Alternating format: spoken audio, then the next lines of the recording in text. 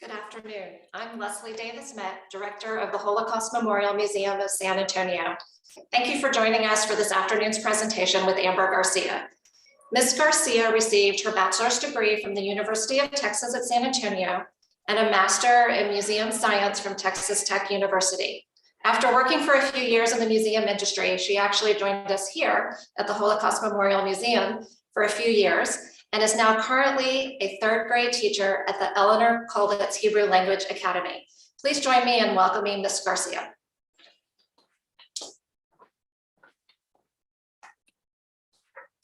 Good afternoon, I am Amber Garcia, and as the title of my presentation, How Two Diplomats Rescue. I'm here to the Holocaust, what happened to them after the war, and what makes these men special and different from others.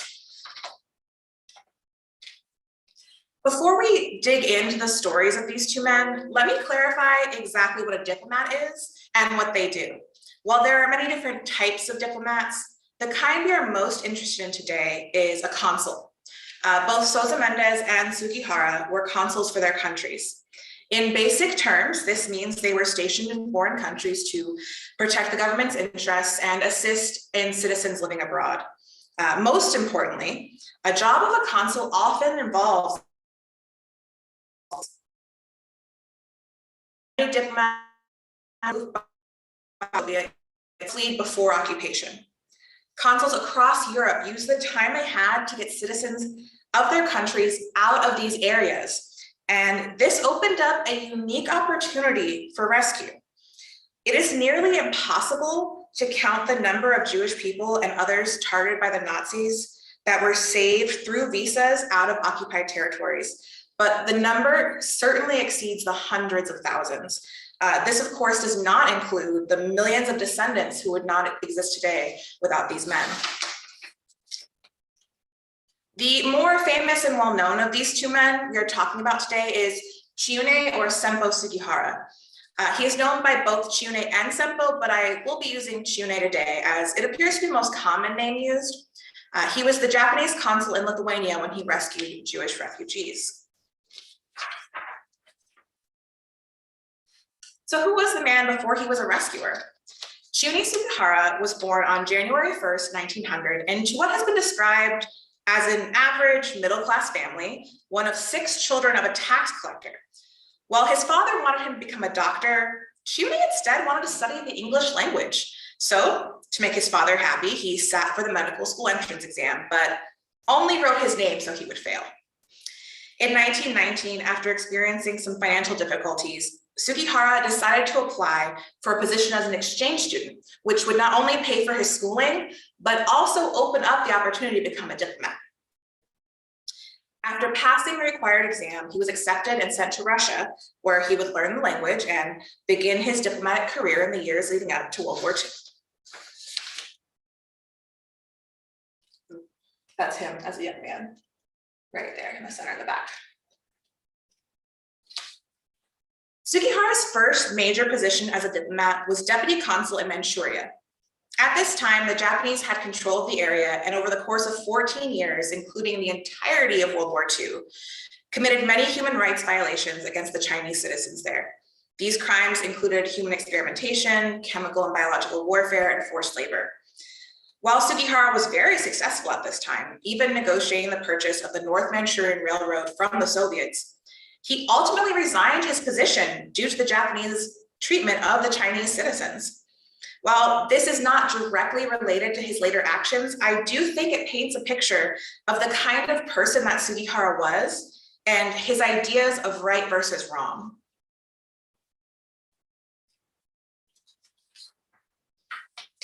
After returning to Tokyo for a few years and marrying and starting a family with his wife Yukiko, Chiune was appointed consul general to Lithuania and moved his family to Kovno, the capital at the time.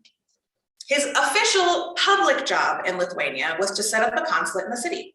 But like many diplomats throughout history, he had a second, secret, more important mission to monitor the Soviets and Nazis and their military movements along the Russian border so that Japan could prepare for the anticipated Nazi invasion of Russia. This was really a game of catch-up on the part of the Japanese, as all other major world powers had had diplomats and military leaders keeping an eye on the situation for some time. Sugihara's arrival in Kovno coincided with a flood of Polish refugees fleeing Nazi occupation, including the Polish government in exile, who approached him for assistance. In fact, members of the Polish underground resistance would actually be among the first to receive visas from Sugihara. On June 16, 1940, Lithuania came under the control of the Soviet Union following multiple agreements between the Soviet Union and Nazi Germany and the threat of a military invasion. At this time, the Soviets told all foreign diplomats to leave Lithuania by the end of August 1940. It was during the preparation to leave that Sugihara was informed that a Jewish delegation was in front of the consulate waiting to speak with him. It's important to know that at this time, it was extremely difficult to find a country that would allow Jewish refugees fleeing Nazi-occupied Europe to travel to or even through their country without the proper paperwork or money, among other strict rules. This delegation of Jews had discovered that 2 Dutch colonies, Curaçao and Dutch Guiana, were not requiring entry visas. However, these refugees did need transit visas in order to cross the Soviet Union. It's at this point that the history gets a little muddled and, like any good story, a little mythical. Sugihara asked for time to consult his superiors in Tokyo, and he was reminded of the requirements for issuing travel visas, requirements the vast majority of fleeing Jews did not meet. One story that has become most associated with Sugihara is that he wrote to Japan 3 times to request permission to issue the visas, and 3 times he was denied. While this adds nicely to the drama and fits into the rule of threes of storytelling, it is likely this never happened. And before he even received his initial response, Sugihara had already decided to issue the visas anyway. Once it was decided, Chiune, with help from his wife, got to work handwriting and signing visas for hours a day for all of August of 1940, until the moment the Sugiharas were forced out of Lithuania. There are 2 stories I want to share that may or may not be 100% true. The first says that before leaving, Sugihara had stamps made of his signature so that visas could be issued even after he left, and that some of these later visas have a signature stamped upside down, as those creating them could not read Japanese. The second story says that as the train carrying the Sugiharas out of Lithuania left the station, Chiune was still throwing blank signed visas to Jewish people waiting on the station platform below. True or not, I believe these stories capture the spirit of a man who was later quoted as saying, "To tell the truth, I thought about it all night. After struggling and agonizing, I concluded that humanity is paramount. Then, fearing nothing, I decided to issue those visas." Due to the nature of visas, where one visa may cover multiple members of a family, especially children, it is unclear how many Jewish people Chiune Sugihara rescued in August of 1940. The numbers range from 3,500, a number from Sugihara himself in later years, and 10,000. A generally accepted estimate falls in around 6,000. What is known is that between the Nazi occupation in 1941 and Soviet reoccupation in 1944, 90% of Lithuania's 250,000 Jews would die in the Holocaust.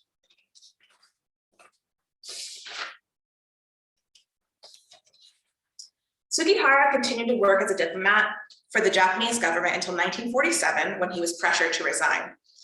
While Sugihara himself believed that this was directly related to his work in Kovno, the official story is that it was part of the downsizing of the diplomatic corps once the United States occupied Japan after the war. In the years following, he would work as an interpreter and translator, but occasionally worked odd jobs to make money for his family, including selling light bulbs door to door, and would eventually work for an export company in Moscow, a job that would require him to live away from his family for many years. He would continue to live a quiet life, unrecognized as a hero even by his own children, who had no idea what their father had done, until he was tracked down in the 1960s by an Israeli man named Joshua Nishri, who had benefited from one of Sugihara's visas as a teen. It seems those who had been rescued had never stopped searching for the man who had saved their lives. In 1984, Chiune Sugihara was recognized as Righteous Among the Nations, a title given to non-Jews who rescued Jews during the Holocaust by Yad Vashem, Israel's Holocaust memorial. Sugihara died 2 years later in 1986, at age 86, one of the lucky few who would see recognition for their efforts within their lifetime. And this is actually a statue in Little Tokyo of Los Angeles, so it is something that you could easily visit one day, and he is sitting holding out a visa to anyone who passes by.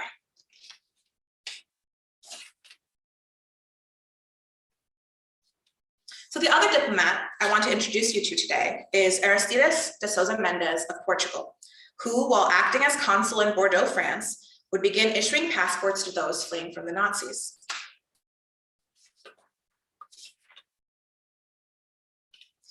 Aristides de Sousa Mendes was born July 19, 1885, to a mother who was descended from aristocrats and a judge father. He had a twin brother, Cesar, who, although born just minutes earlier, had a July 18th birthday, and a younger brother, Jose Paulo. By all accounts, he had a privileged childhood and was described by those who knew him as spontaneous and adventurous.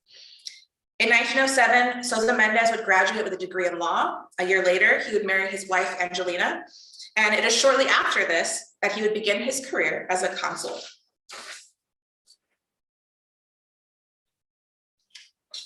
Before the war, Sousa Mendes' work took him and his family around the world, including Zanzibar, Brazil, San Francisco, and Belgium.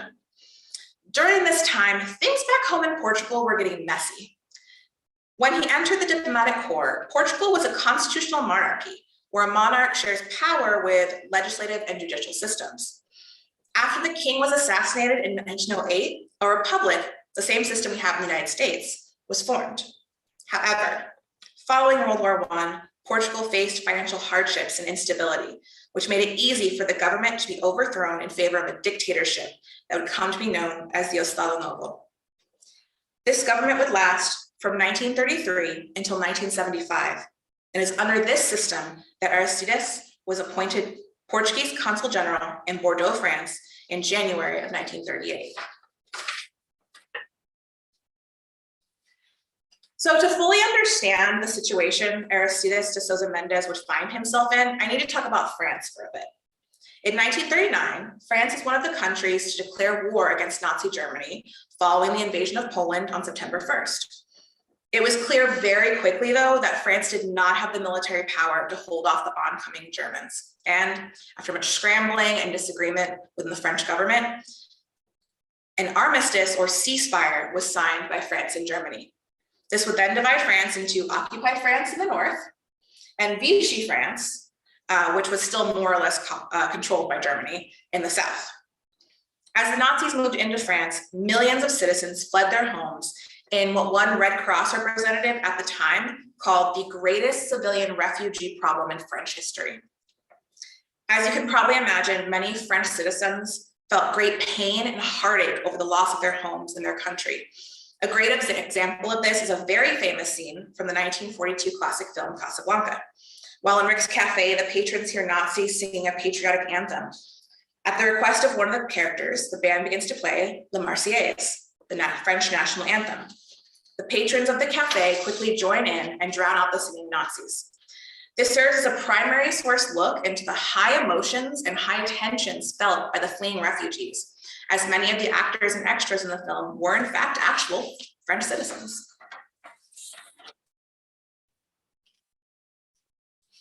In the spring and summer of 1940, many fleeing France found themselves at the Portuguese consulate in Bordeaux. As I talked about earlier, it is difficult to flee occupied areas without proper paperwork, and a Portuguese visa could get them out through Spain to Lisbon, Portugal, where they could travel away from Europe. Unfortunately for the refugees, Portugal was officially neutral, but actually pro-Hitler, as they saw opposing Nazi Germany as a large risk to the Estado Novo, and the dictator Antonio Salazar issued Circular 14 in order to all Portuguese diplomats to deny visas to Jews, Russians, and anyone considered stateless that could not return to their home countries. At first, Sousa Mendes took refugees, especially those who were old, pregnant, or sick, into both his home and the Portuguese consulate. In testimony to Yad Vashem, Sousa Mendes' nephew would recount, even the consul's offices were crowded with dozens of refugees who were dead tired because they had waited for days and nights on the streets, on the stairways, and finally in the offices. Most of them had nothing but the clothes they were wearing. Despite this, Aristides de Sousa Mendes continued to follow Circular 14. This would all begin to change when Sousa Mendes met this man, Rabbi Chaim Kruger. Rabbi Kruger was offered shelter for he and his family after Sousa Mendes saw him on the streets of Bordeaux. Despite the rabbi begging that he issue visas to Jews escaping France, Sousa Mendes had held firm, at least publicly. Privately, he did write to the government back in Lisbon, and in June of 1940 received their response: visas denied. Despite this, Aristides did offer his friend Rabbi Kruger a visa for he and his family to flee. But the rabbi said no, as all Jews needed visas, not just his family. This is a turning point for Sousa Mendes, and after locking himself in his room for several days, he emerged and, with full support of his wife, wrote, "And so I declare that I shall give free of charge a visa to whosoever shall request it. My desire is to be with God against man, rather than with man and against God." Now, Sousa Mendes moved quickly and began issuing visas with the help of his 2 sons, his nephew, and several Jewish refugees. Through this system, he issued thousands of visas, with the bulk given between June 12th and 23rd, 1940, a 12-day period. 2 other diplomats, Manuel Braga, the Portuguese vice consul in Bayonne, and Emile Gassot, the honorary Portuguese vice consul in Toulouse, also issued visas under the orders of Sousa Mendes. Unfortunately, word of what Sousa Mendes was doing reached Salazar, who on June 22nd wired a message forbidding him from issuing visas to anyone. Salazar also sent the Spanish ambassador to investigate. The ambassador found a frenzied and overworked Sousa Mendes continuing to issue visas. On June 24th, Aristides was ordered back to Portugal to face disciplinary action. Instead of returning to Lisbon, he fled south, where he witnessed firsthand that at the request of the Portuguese government, Spain had closed its borders to anyone with a visa signed by Aristides de Sousa Mendes. According to interviews conducted by the Smithsonian, it is said after seeing his friend Rabbi Chaim Kruger in the crowd of refugees being denied entry into Spain, Aristides negotiated with the border guards himself and eventually opened the gate to let the rabbi and other refugees into Spain.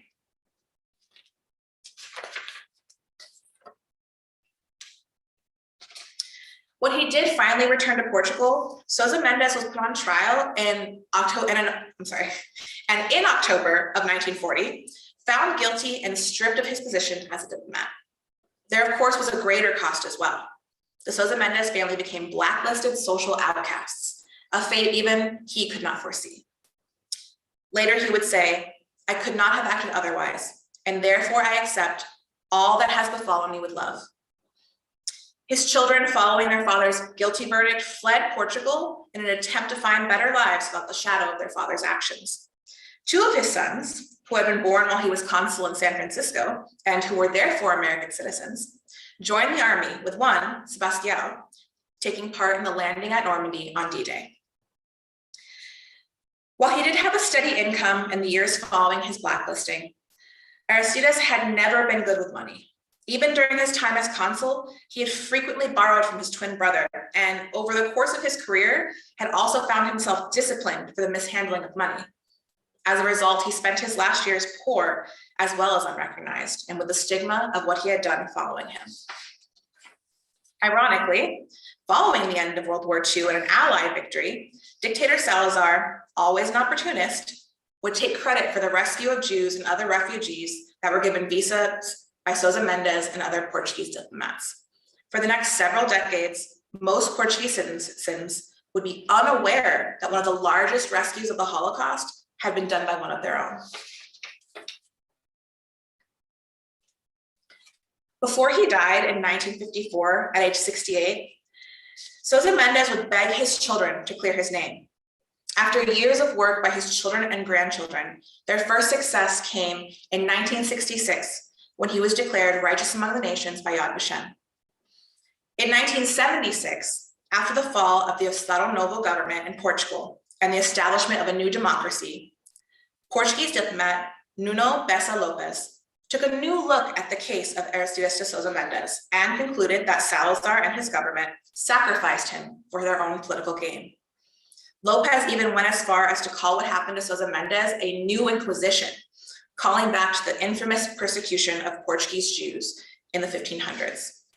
This report was kept quiet by the government for another 10 years.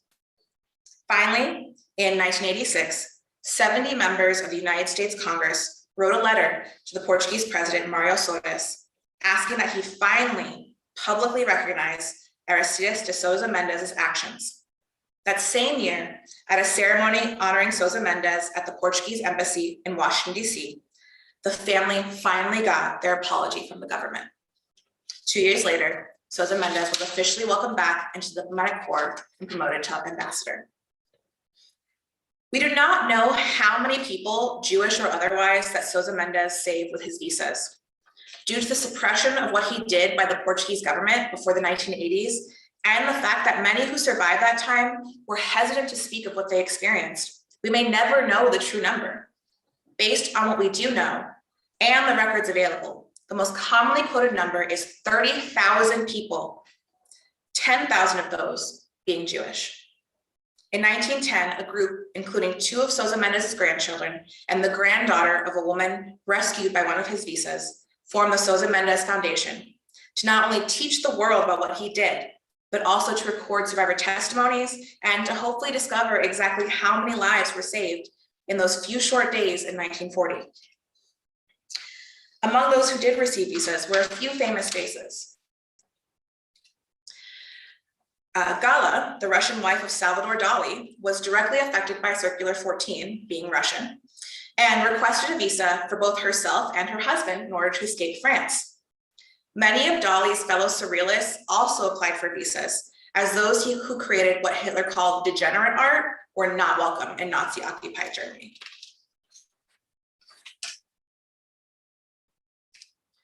Do you remember the story I just told about Casablanca? Actress Madeline LeBeau received a life-saving visa that allowed her to leave France. Shortly after, she would play Yvonne in Casablanca and participate in the famous La Marseillaise scene. The shot of her singing, with tears running down her face, is one of the most iconic and moving moments in cinema history. At the end of the song, she shouts, "Vive la France," words that were surely important to both Yvonne and Madeline. After her death in 2016, the French cultural ambassador would remark that she will forever be the face of the French resistance.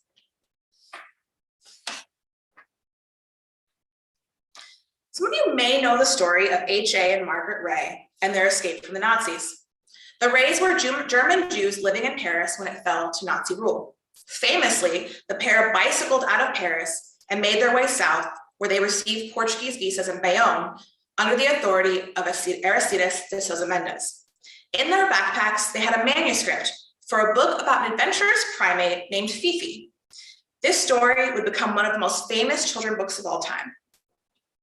Curious George.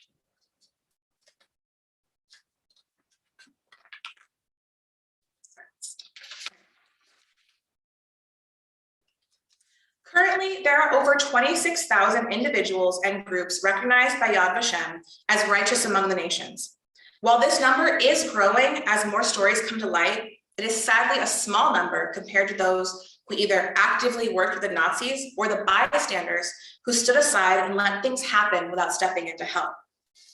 While none of us can ever know what we would have done had we lived in those times, we do know that acting as a rescuer took courage beyond anything most of them had ever faced. So what makes a rescuer? We know that rescuers came from all religions and all walks of life.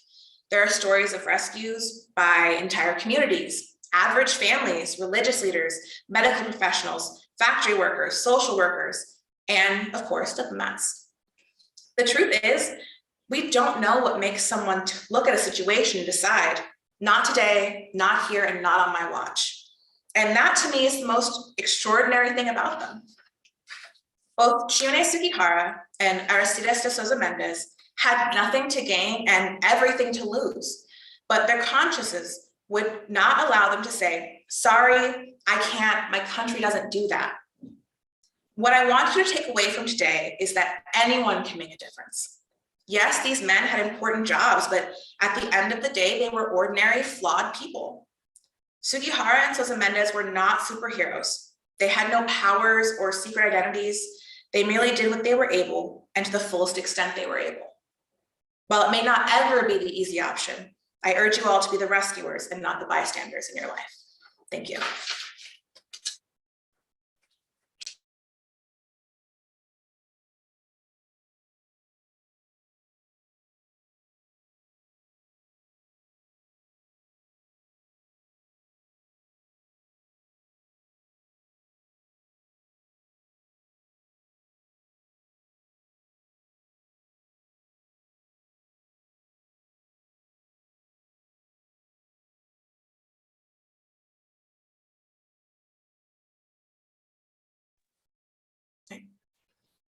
So are there any questions about either of these men or about rescuers? Let us know in the chat or the Q&A section. I'm not sure quite what it's called on this, but happy to answer any.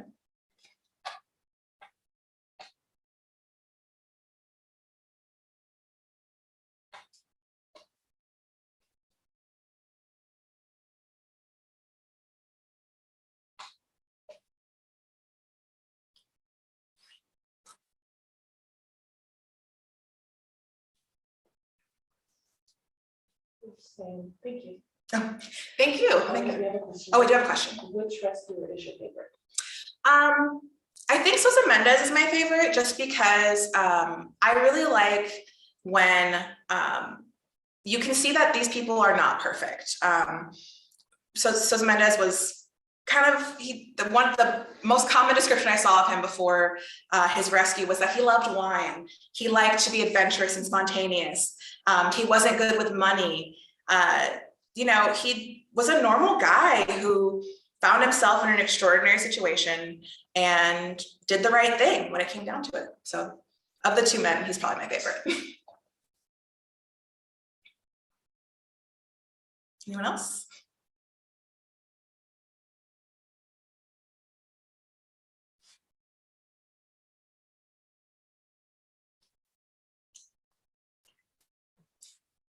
No? All right, thank you all so much. On behalf of the Holocaust Memorial Museum of San Antonio, I want to thank you guys for joining us today. You'll be receiving an evaluation, so if you wouldn't mind completing those for us, we'd really appreciate it to continuing being able to offer such great programming to students and the community. We hope you will tune in. We have presentations all week, so check our website at hmmsa.org/THRW, and hopefully we'll see you later in the week. Thank you again for joining us.